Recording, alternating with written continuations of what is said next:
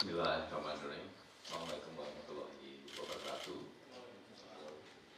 Selamat pagi, salam sejahtera bagi kita semua. Yang terhormat Deputi Bidang Penindakan dan Eksekusi Bapak Asep Guntur Rahayu, yang kami hormati dan selalu banggakan kawan-kawan jurnalis yang tidak pernah lelah, tidak mengenal hari libur, terus mendukung dan membersamai KPK dalam upaya-upaya pemberantasan korupsi.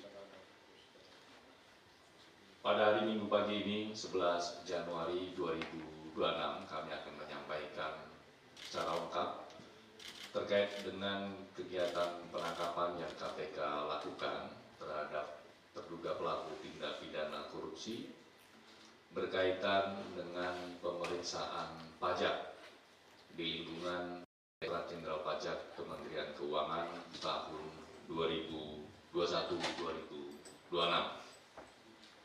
Selanjutnya kepada Pak Deputi Bapak Asep Guntur Rahayu, kami silakan untuk menyampaikan secara lengkap terkait dengan kronologi konstruksi dan pihak-pihak yang ditetapkan sebagai tersangka.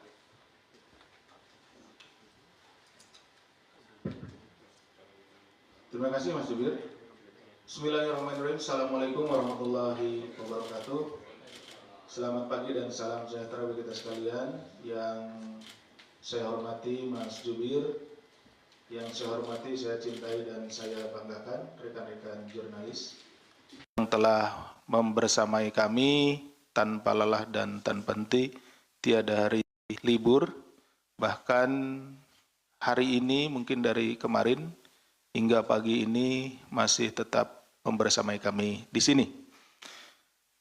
Baik, pada kesempatan pagi ini kami ingin menyampaikan terkait dengan penangkapan terduga pelaku yang tertangkap tangan melakukan dugaan tindak pidana korupsi terkait pemeriksaan pajak pada Direktorat Jenderal Pajak Kementerian Keuangan periode 2021-2026. Pajak menjadi tulang punggung penerimaan negara untuk menopang pembangunan nasional, seperti kita ketahui seperti itu, dan pembiayaan berbagai layanan publik. Maka integritas sistem perpajakan menjadi hal yang tidak bisa ditawar lagi. Karena setiap penyimpangan dalam pengelolaan pajak secara langsung akan mendegradasi penerimaan negara sekaligus berdampak pada hak masyarakat atas kualitas layanan publik yang layak. Jadi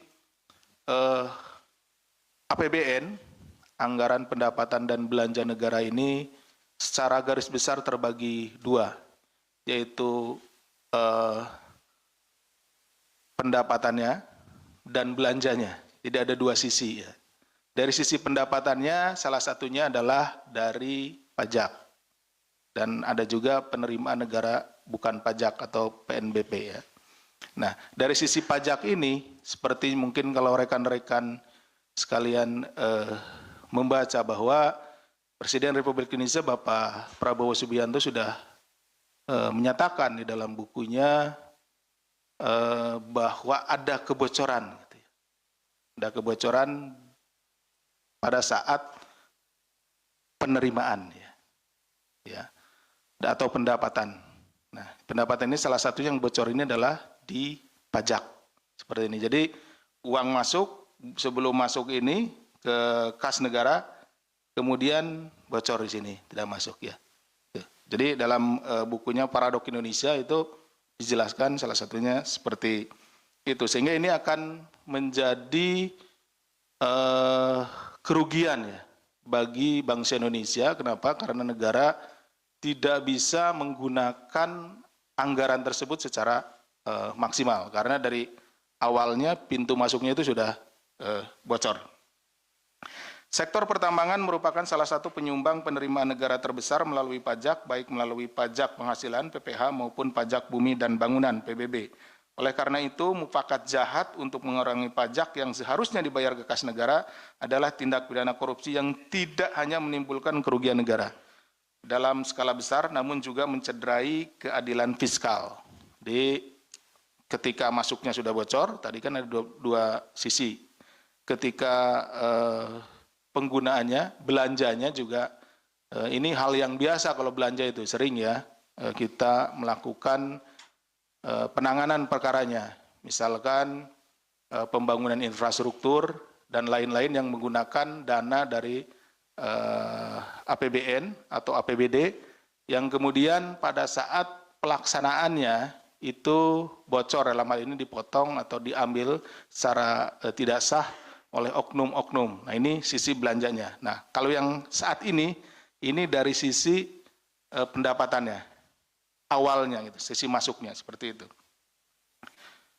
Modus-modus korupsi oleh oknum pegawai Ditjen Pajak bekerja sama dengan konsultan dengan mengurangi pajak atau kepentingan pribadi. Sudah sering kali terjadi. Celah kerawanan ini harus dilakukan perbaikan yang lebih serius agar penerimaan negara tidak bocor terus. KPK mengimbau kepada wajib pajak agar tidak segan untuk melaporkan kepada aparat penegak hukum jika mengalami adanya dugaan praktik-praktik pemerasan. Jadi ya ini antara petugas pajak dengan wajib pajak, ya di sana bertemunya di sana, gitu ya, sehingga terjadilah kong kaling kong itu ya, meeting of mind-nya ada di sana. Nanti akan kita jelaskan di depan. Dengan catatan bahwa wajib pajak tidak dalam posisi berusaha untuk meminta pengurangan. Hal ini sebagai bentuk pengawasan sekaligus aksi nyata dalam menjaga kedaulatan keuangan negara. Oleh karena itu, penindakan yang dilakukan oleh KPK ini diharapkan memberikan efek jera dan peringatan tegas bagi para pihak agar tidak mencederai amanah sekaligus hak negara. Adapun kronologis perkaranya sebagai berikut. Pada hari ini, hari Minggu ya, tanggal 11 Januari 2026, KPK akan menyampaikan informasi lengkap terkait kegiatan penangkapan kepada para terduga pelaku tertangkap tangan melakukan tindak pidana korupsi terkait dengan pemeriksaan pajak di lingkungan Direktorat Jenderal Pajak, Kementerian Keuangan periode 2021-2026. Awalnya pada bulan September hingga Desember 2025, PTWP menyampaikan laporan kewajiban pajak bumi dan bangunan periode 2023. Jadi periode wajib pajak ini, PTWP ini melaporkanlah untuk pajak bumi dan bangunan atau PBB tahun 2023, dilaporkan di tahun 2025. Atas laporan tersebut, tim pemeriksa dari Kantor Pelayanan Pajak atau KPP Madya Jakarta Utara, ya.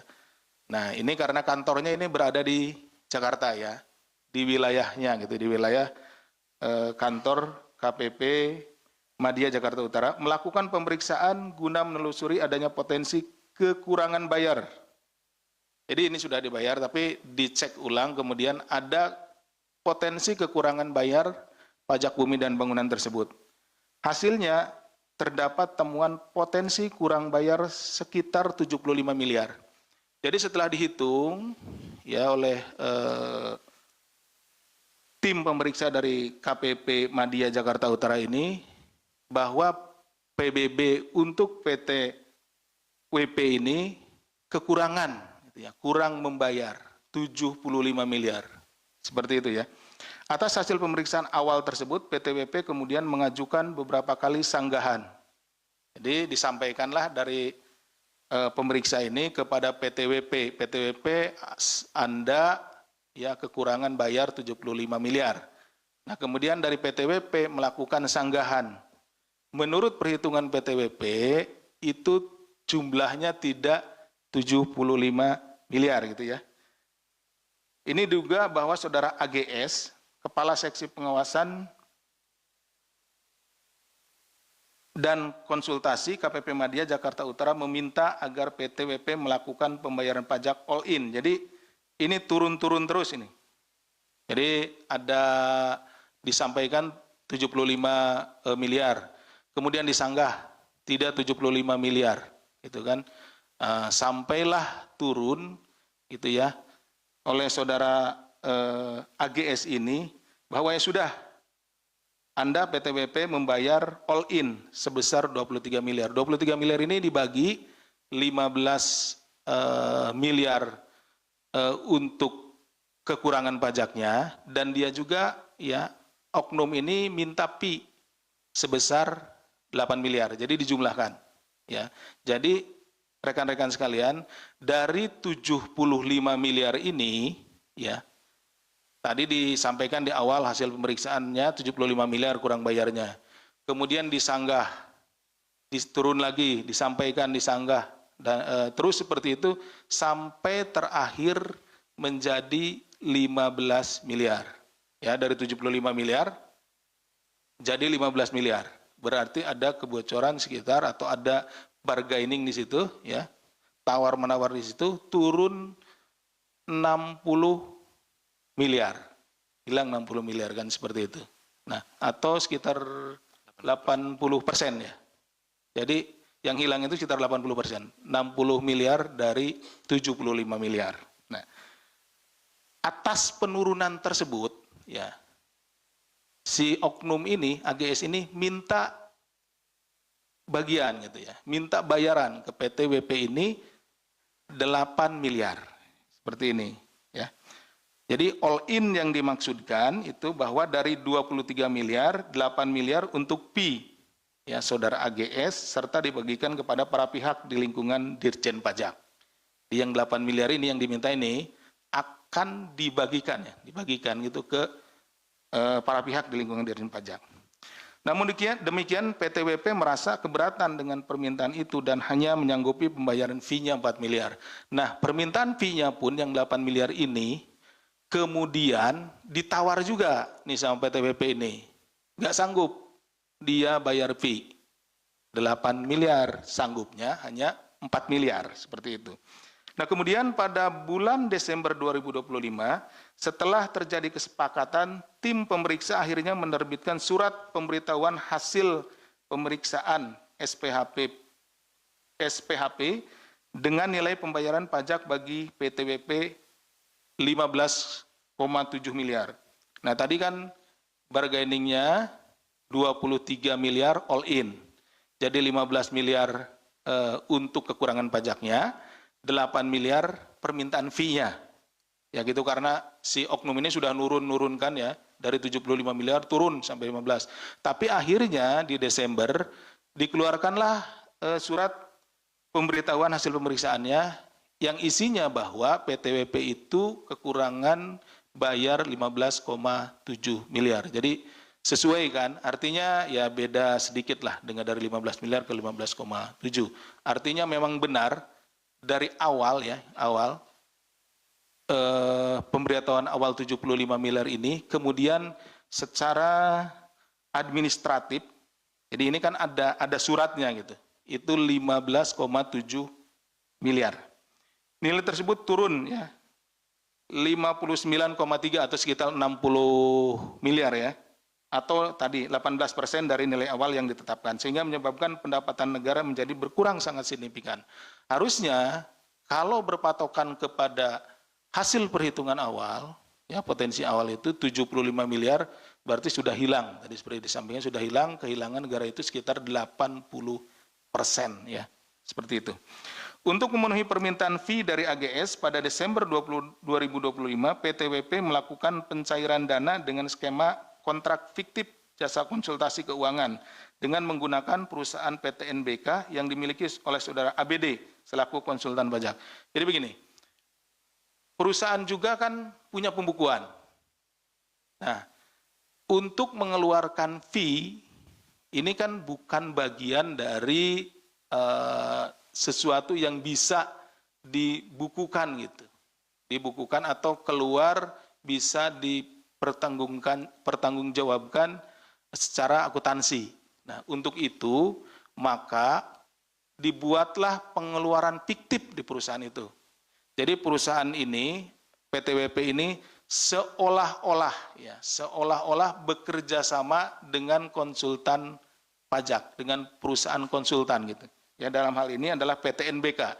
Jadi PT WP ini seolah-olah meng-hire PT NBK. Ini perusahaan ini adalah perusahaan konsultan ya, konsultan pajak, dan membayarkan 4 miliar. Ya. Jadi keluarlah dari kasnya PT WP ini uang sebesar 4 miliar yang catatannya, ya catatan di perusahaan tersebut, di PT WP itu adalah untuk membayar kepada PT NBK untuk kepentingan konsultasi pajak ya, konsultan pajak seperti itu. Padahal uang 4 miliar itu digunakan untuk pemberian kepada oknum, tadi saudara AGS, ya, yang walaupun minta di awalnya adalah 8 miliar, ya, seperti itu. Selanjutnya pada Desember 2025, PT NBK mencairkan dana komitmen fee sebesar 4 miliar yang kemudian ditukarkan ke dalam mata uang dolar Singapura, ya.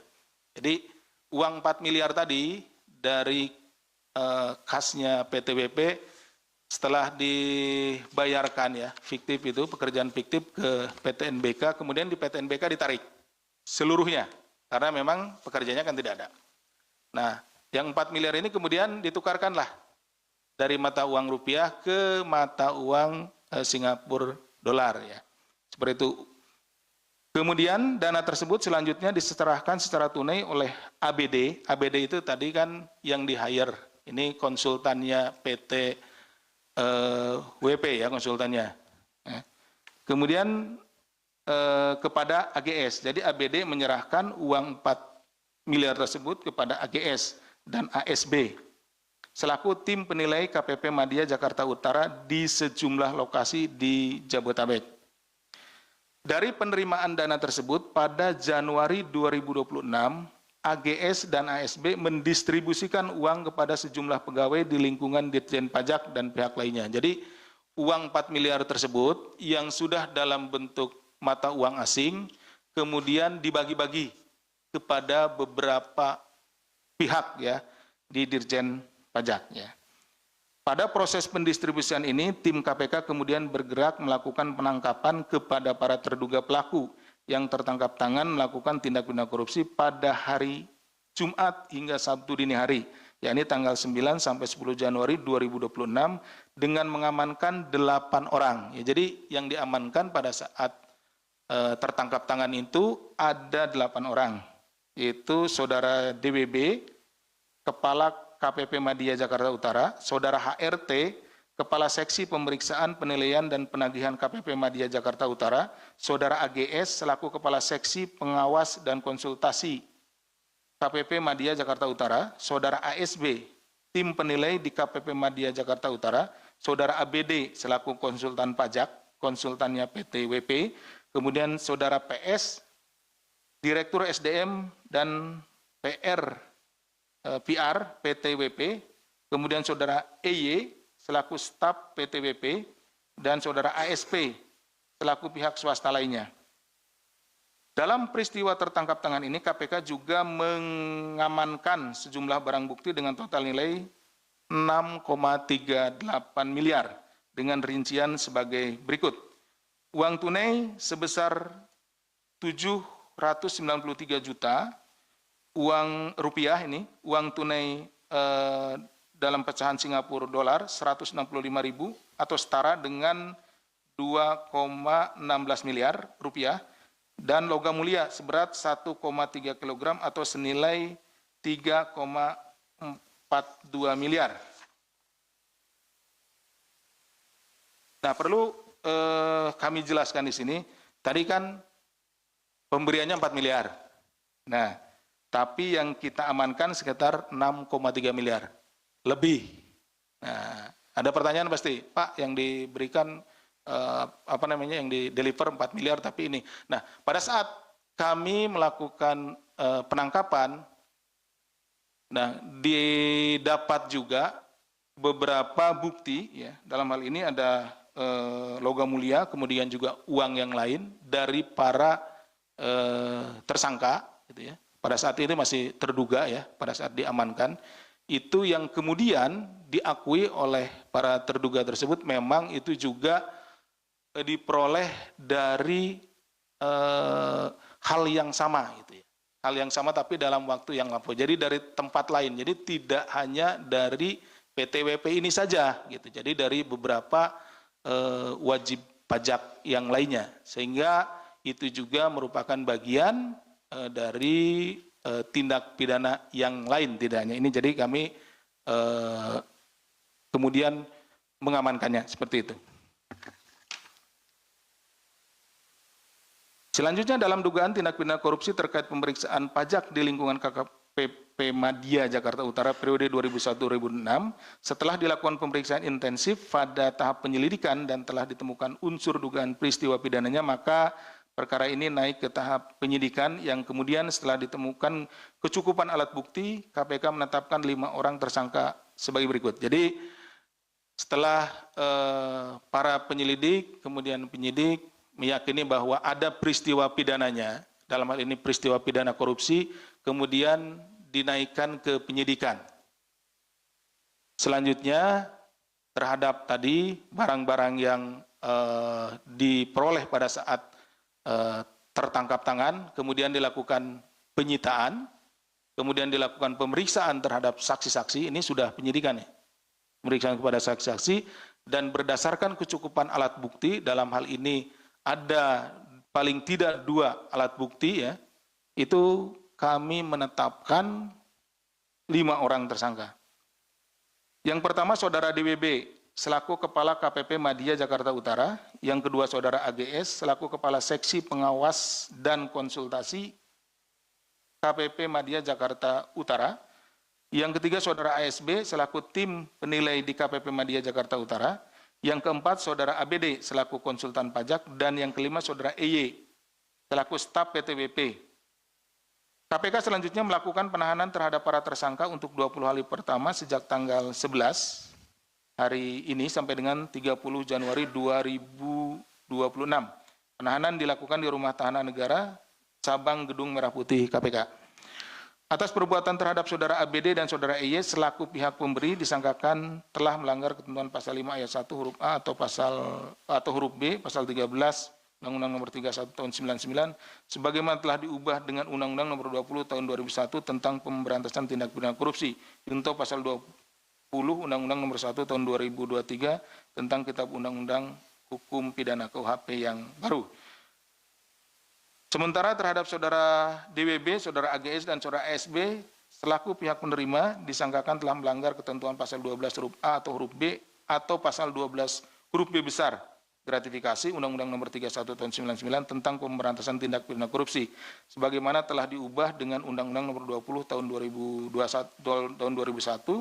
tentang perubahan atas Undang-Undang Nomor 31 Tahun 99 tentang pemberantasan tindak pidana korupsi atau pasal 606 ayat 2 Undang-Undang Nomor 1 Tahun 2026 tentang penyesuaian pidana, junto pasal 20 Undang-Undang Nomor 1 Tahun 2023 tentang Kitab Undang-Undang Hukum Pidana KUHP terbaru.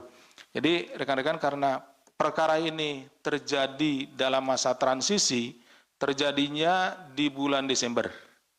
Kemudian dilakukan penangkapan, tertangkap tangannya di bulan Januari ya, setelah tanggal 2.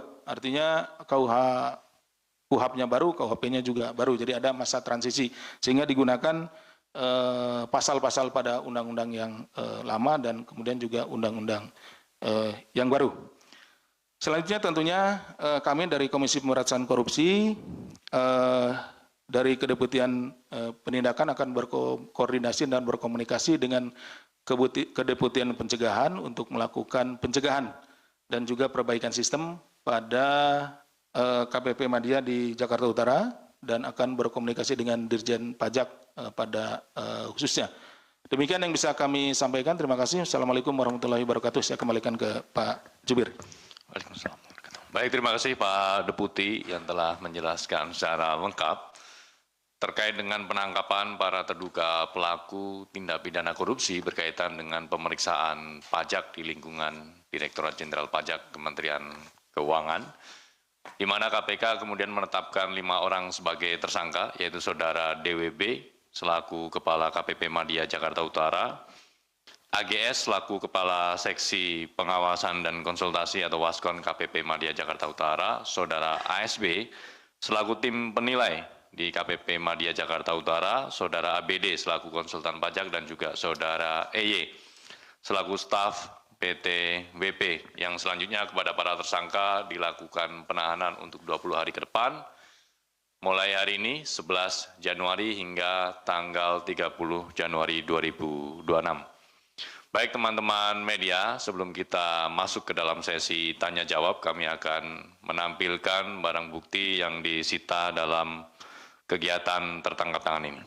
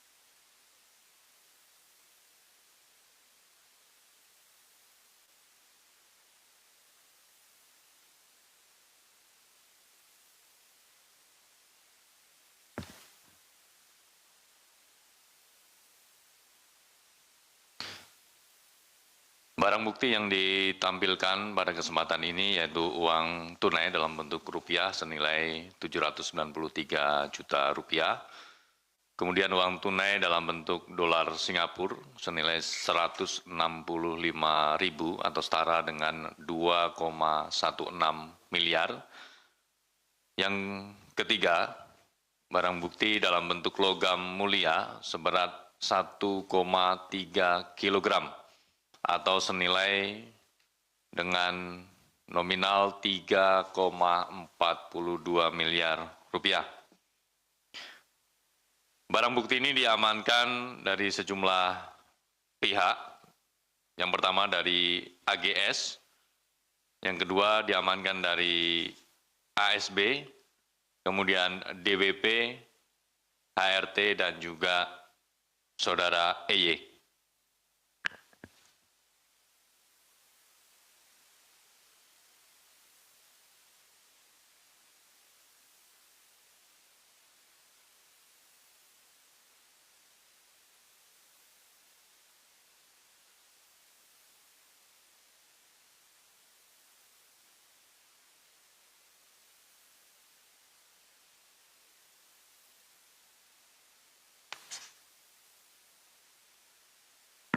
Selain barang bukti dalam bentuk uang tunai dan juga logam mulia, tim juga mengamankan sejumlah barang bukti dalam bentuk BBE atau barang bukti elektronik. Tentu nanti akan dilakukan ekstraksi untuk melihat informasi-informasi yang ada di dalamnya.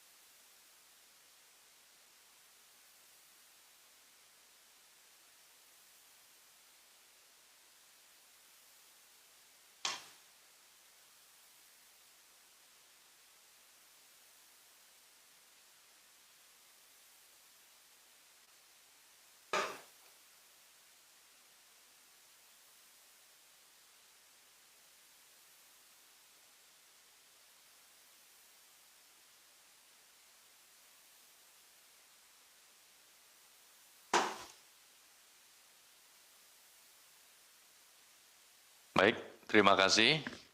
Selanjutnya kita akan buka sesi tanya jawab. Kami persilakan sesi pertama terkait dengan perkara ini. Satu, Mas Rio. Masih ada lagi? Oke, silakan. Kita buka dari Mas Rio Antara. Ya, pagi Pak Asep, Mas Budi. Pagi. Sedikit aja soal ini kan yang ditangkap dan yang jadi tersangka adalah baru staf dari PT WP gitu ya. Nah ini gimana untuk jajaran direksi atau manajerialnya gitu? Apakah emang dugaan suap ini cuma terjadi atau dilakukan oleh staf PT WP itu saja gitu. Yang kedua, ini kan perusahaan tambang yang berlokasi di Maluku kalau nggak salah. Nah ini apakah juga KPK membuka peluang untuk memanggil atau mungkin memeriksa Pemda setempat gitu untuk mengonfirmasi beberapa hal. Karena kan berkaca dari kasus suap IUP Kaltim juga kan ada modus-modus dugaan suap juga kan di pertambangan ini. Terima kasih. Baik, 2 poin dari Mas Rio. Ada lagi kawan-kawan? Cukup sepertinya sudah mewakili dan sudah sangat jelas disampaikan oleh Pak Deputi. Silakan, monggo Pak Deputi. Terima kasih Mas Rio. Selamat pagi rekan-rekan sekalian. Ya sebelum lebih jauh menjawab, izinkan saya menyampaikan selamat tahun baru dan selamat merayakan Natal bagi rekan-rekan yang merayakan. Baik, ini Mas Rio ada 2 pertanyaan. Yang pertama adalah dari pihak PT WP ya, baru stafnya saja gitu kan. Bagaimana dengan direksinya? Jadi begini, saat ini ya sampai saat ini kita berdasarkan kecukupan alat bukti dan juga peran yang kita peroleh dari keterangan saksi-saksi itu 2 orang ya kalau tidak salah, 2 orang ya. 2 orang ini dari staf PT WP inilah yang memenuhi kriteria untuk ditetapkan sebagai tersangka. Tapi ini kan baru 1 kali 24 jam nih. Kita harus menetapkan dari 8 ya yang kita Diamankan 8. yang diamankan 8 ini ditetapkan 5 orang. Jadi dalam tempo 1 kali 24 jam tentunya ya ini proses penyidikan ini akan terus berlanjut seperti itu. Jadi Mas Rio nanti kita juga sama ini. Di sini kan staf. Nah, bagaimana uang itu bisa keluar kan tentu harus punya kewenangan kan gitu ya untuk mengeluarkan jumlah uang, kemudian memutuskan, kewenangan untuk memutuskan, membayar dan lain-lainnya gitu kan. Karena uang 4 miliar itu bukan uang yang kecil. Tentunya kami akan perdalam dan kami juga merasa bahwa tentunya ya terkait dengan tadi tugas dan tanggung jawab kewenangan yang dimiliki dan lain-lain. Nah, staf-staf inilah hanya sebagai petugas lapangannya saja. Tapi sampai saat ini informasi dan keterangan yang kita peroleh gitu ya dan juga didukung oleh kecukupan alat bukti 2 orang ini dulu. Tapi tentunya kita akan terus mendalaminya. Kemudian lokasinya di Maluku, betul. Ini PT WP itu untuk daerah operasinya. Tadi kenapa KPP-nya di Jakarta? Karena kantornya ada di sini gitu ya, terpusatnya seperti itu. Kemudian apakah membuka peluang untuk meminta keterangan atau ini? Nah, kita fokus ke tindak pidana korupsi terkait dengan masalah pajaknya. Jadi di sini, ya kejadiannya di sini, lokusnya di Jakarta, kemudian juga peristiwa tindak pidana korupsinya itu penyuapan sejauh ini. Tapi tentunya di dalam penyidikan, ya apabila ditemukan tindak pidana lain atau perkara tindak pidana korupsi lain, ya yang menyangkut pihak yang di sininya para pihak baik dari DJP Dirjen Pajak maupun juga dari PTWP tentu kita akan dalami. Demikian Mas Rio, terima kasih. Baik, terima kasih Pak Deputi yang telah menjelaskan pertanyaan dari Mas Rio Antara. Kami buka lagi jika masih ada pertanyaan. Silakan Mas Metro TV. Mohon namanya Mas. Perkenalkan aku Joy dari Metro TV. Mas Jo ya. Mau Mas Jo nih mirip sama ini, yang ini Jo juga di depan. Ya agak beda. Jo siapa yang belakang nih?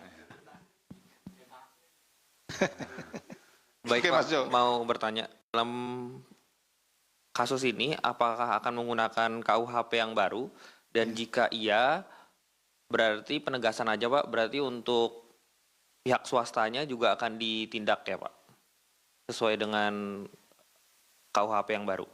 Ya. Baik, Terima kasih. Ada lagi Mas Jo? Cukup. 1 poin ya.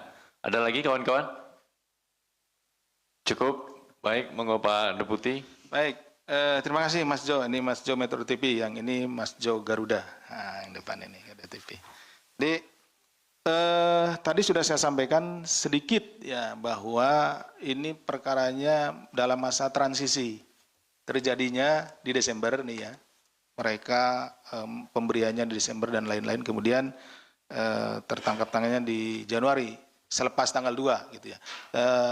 Tentunya untuk penanganan perkaranya kita ada petunjuknya sendiri di masa-masa transisi ini. Tadi ada, kalau Mas Jo mungkin dengarkan, kita ada pasal-pasal di Undang-Undang Tipikornya, tapi ada juga pasal-pasal di undang-undang terbaru ya, KUHP dan KUHP yang baru seperti itu. Jadi masih masuk ke situ gitu ya, seperti itu. Jadi ada dua-duanya sudah kita adopsi di situ gitu ya. Termasuk juga mungkin kalau rekan-rekan bertanya, agak beda hari ini gitu ya. Apa namanya, konvers hari ini agak beda.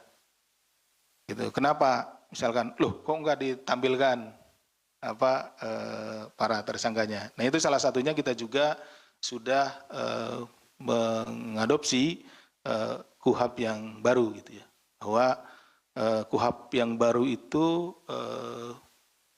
lebih fokus kepada hak asasi manusia itu. Jadi bagaimana perlindungan terhadap hak asasi manusia, ada asas pradugata bersalah kan itu, seperti itu yang dilindungi dari para pihak. Jadi tentunya juga itu kami sudah ikuti gitu, seperti itu. Nah, apakah pihak ini akan akan di swasta? Tadi ada swastanya juga.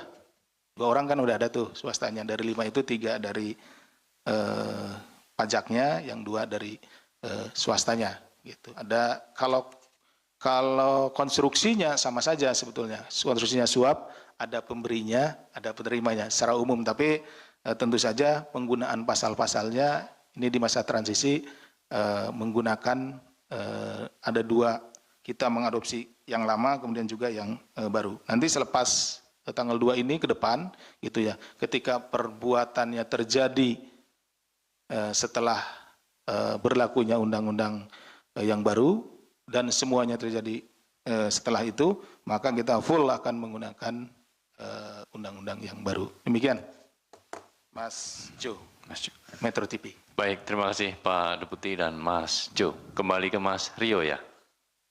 Kasus lain, baik. Kasus ini masih ada lagi kawan-kawan? Kalau tidak ada, kita bergeser ke isu kasus lainnya. Monggo, Mas Rio. Ya, sedikit soal kasus Haji, Pak Asep, Mas Budi. Kemarin kan sudah ada